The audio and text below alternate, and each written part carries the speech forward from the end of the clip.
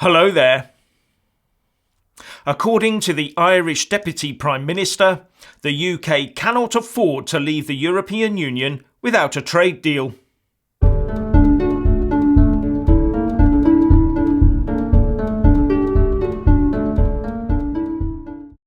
The Irish Foreign Minister and Deputy PM Simon Coveney told the Today programme that there were significant negatives for both Ireland and the UK should there be a no-deal Brexit. But he also said that, "I don't believe Britain crashing out of the EU without any agreed process is likely to happen. There is an obligation on me and others to instil some positivity into this negotiation process rather than political standoffs, which is what we've seen to date." He also said that talk of crashing out of the EU was just bravado. But the only people I've heard using that term are the Remoaners. Proper Brexiteers use the term hard Brexit, although simply saying Brexit should be sufficient.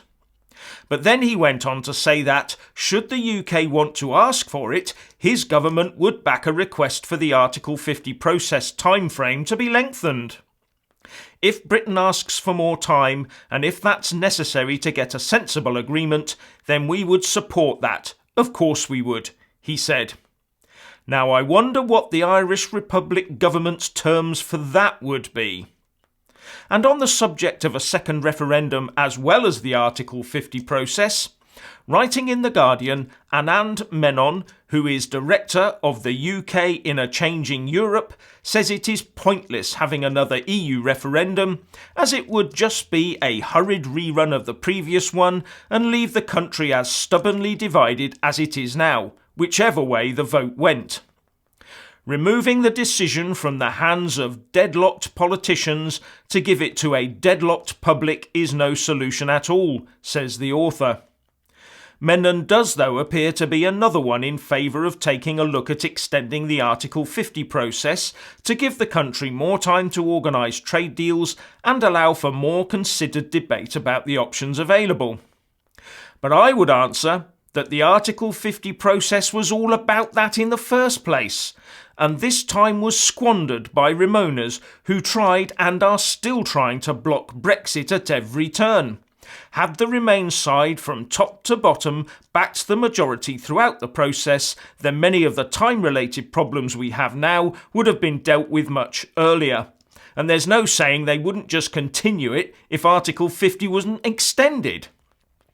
And the bulk of the blame lies squarely with the Remain-minded establishment, and especially those politicians who toiled towards making legislation work against the will of the people instead of to make it work in support of their wishes. So I wonder what the Prime Minister will be making of this talk of extending Article 50 now that she has taken over personal charge of the Brexit negotiations. I also wonder what Dominic Raab thinks of being effectively left on the benches while Theresa May and Ollie Robbins take the ball out onto the pitch. In a written statement, the PM said that the Europe unit, led by Ollie Robbins, will report to her and have overall responsibility for the preparation and conduct of the negotiations. And also said that, "I will lead the negotiations with the European Union, with the Secretary of State for exiting the European Union deputising on my behalf." Now, how much deputising do you think there'll really be? And I bet Ollie is never far away in the PM's absence when Dominic is near anyone important. And with some now saying that Robbins is holding the strings, you could be forgiven for thinking that maybe this talk of extending Article 50 will slowly be gaining ground in lockstep with the crescendo of fear-mongering we're experiencing.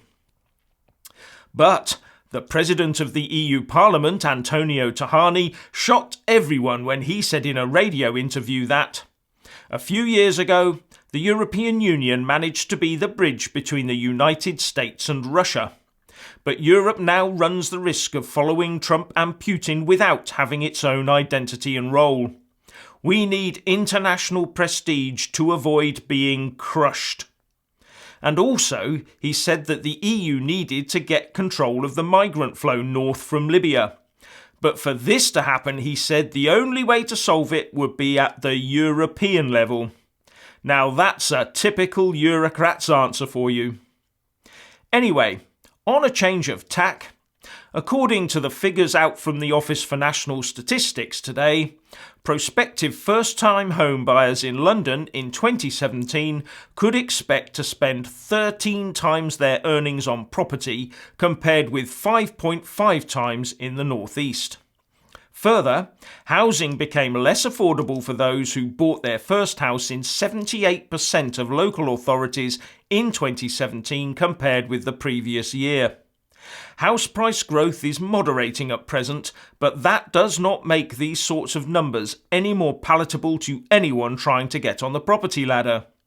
And when you compare those house price to wage ratios today with the past, you really get to appreciate the problem faced by potential first-time buyers today. Just look at this graph, where the North East has gone from a house being worth 2.46 times a wage in 1999 to being 5.46 times the wage in 2017. And in London, it's gone from 3.89 times the wage in 1999 to 13.03 times the wage in 2017. This is just plain crazy. But when demand outstrips supply, and people, banks and governments are prepared to pour vast sums of money into the housing system, then this is what you get. Let's hope this recent slowdown in house price growth starts a reset towards house prices being a sensible multiple of wages. But I won't be holding my breath quite yet. So, please let us all know what you think by leaving a comment below.